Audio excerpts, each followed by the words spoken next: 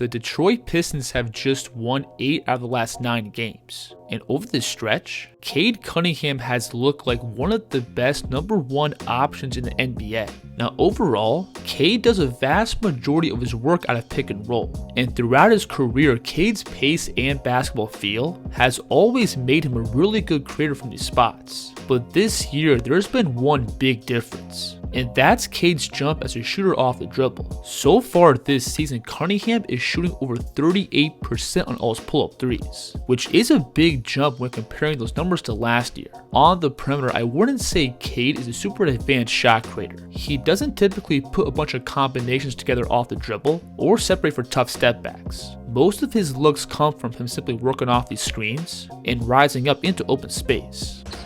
Cade, top side, long gunning, get going. When getting into these pull-ups, Cunningham has really clean footwork and shooting mechanics, being comfortable rising up going both right and left, while having no wasted movement into his jumper. We'll see him here get this ball screen to his right.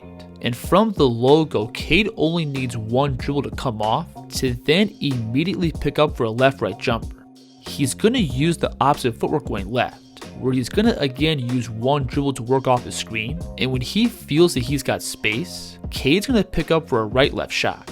And pretty much all these jumpers come from him reading the defense. If they sag off him and give him too much space, he's got no problem rising up behind the screen.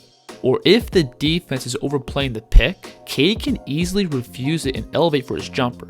And then off the dribble, Cade does have some different separation moves that he can use if need be. Watch him come off the screen to then split his stance with his left to right between, which pushes the defense back, giving him plenty of airspace for his jumper.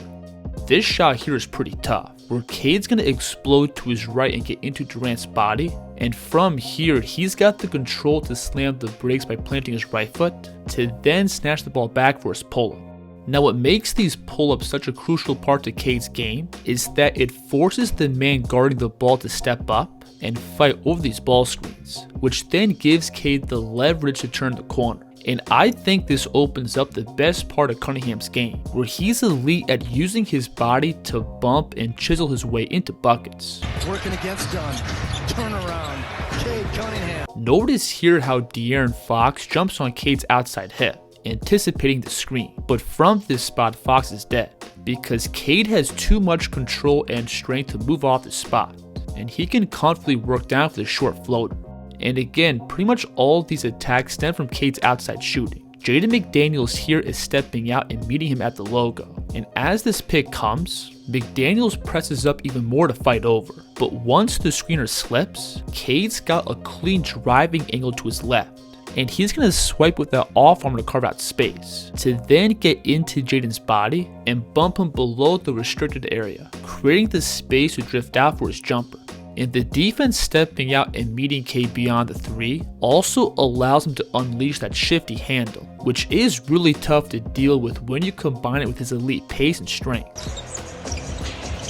Cade, half hook of his... Watch him here go between and float up, as if he's going to explode off this pick to his right. And when he feels his man overplaying it, Cade's going to slide the ball behind his back, to then get to this high pickup to slice past the gap defense. And while gathering it high like this, Cade still has the balance to put up the soft floater. So the combination of Cade's pace, physicality, and ball skills all carry over to his mid-range game. When getting to his spots, Cade is elite at reading the floor and finding the open space to attack into. And once he commits to his angle, he's elite at initiating contact and creating space. He's not going to do anything super advanced here. He's just going to attack across the paint to his left, and notice how much space he creates with the shoulder bump.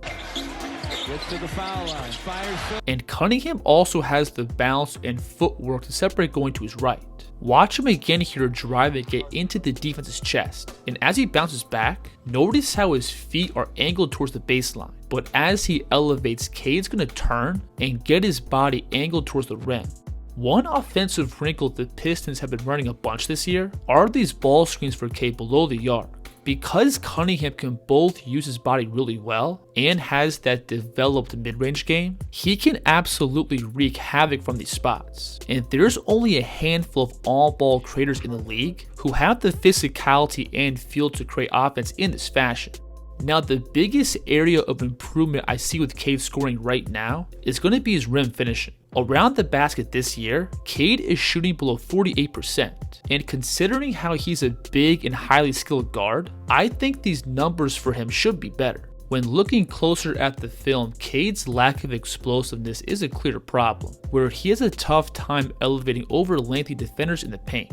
But outside of those physical limitations, I also think Cade could be a little bit more patient in the paint, by either playing off 2 feet or slowing down and using his eyes to create finishing windows. We'll see him here turn the corner off the screen to his right, and instead of slowing down or using his body to initiate contact, Cade rushes up this finish that clanks off the glass. Now compare that play to this one, where Cade again turns the corner off this pick to his right, and watch him both change his pace and use his eyes to sell the pass to the roller, which lifts the drop big up, giving Cunningham the space to sneak this finish through.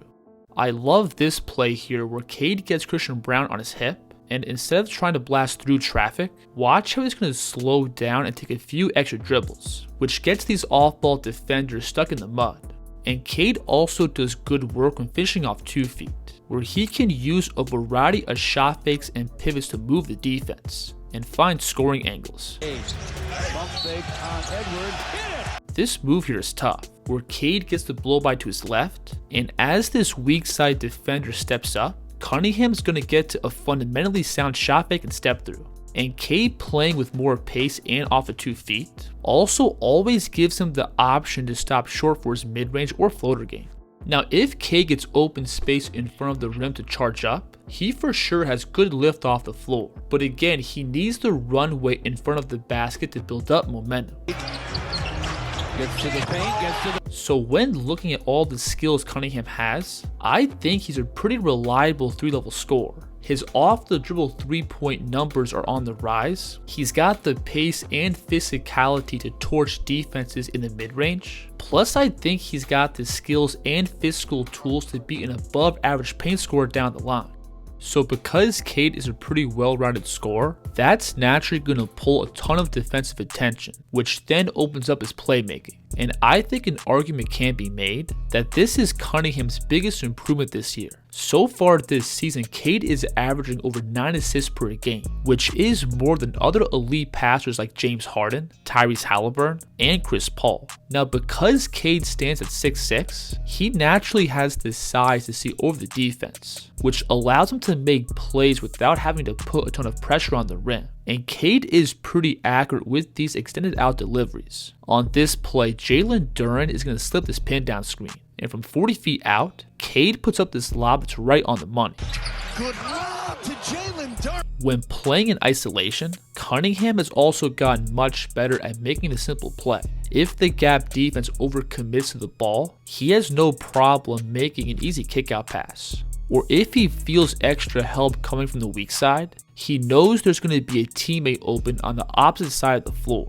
I love this dime here, where Cade's attacking towards the middle in transition, and watch him pick up and use his eyes to sell this kickout pass to the wing, creating this wide open corner 3. Into the corner for Tobias, and a long gun that goes. And then of course, Cade's ability to break down the perimeter defense and put pressure on the rim opens up these tighter passing reads in the paint. And this is where I think Cade could do a lot more damage, because at the moment he's still a below average paint scorer, and him just generally getting better at scoring around the rim will naturally pull the big and other help defenders down towards him in the lane, which will then open up even more passing reads. Now overall, I think Cade easily does his best work as a playmaker in pick and roll, where he's added pretty much every passing read to his game, being able to snap these tight pocket passes to the roller, or use his height to laser passes over the top, while also being able to read the help side on the weak side of the floor, as well as read and make plays behind him.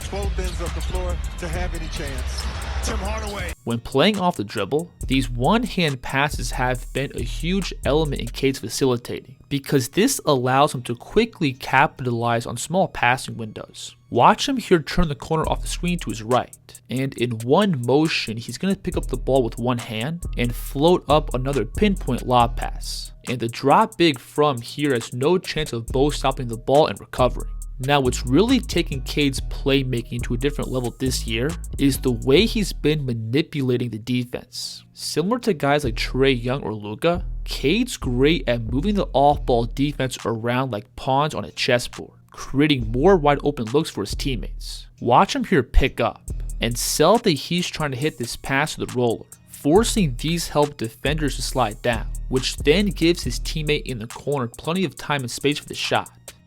Cade's pace with the ball also plays a huge factor in all these passing reads, by constantly being a scoring threat and having this push and pull effect on the defense.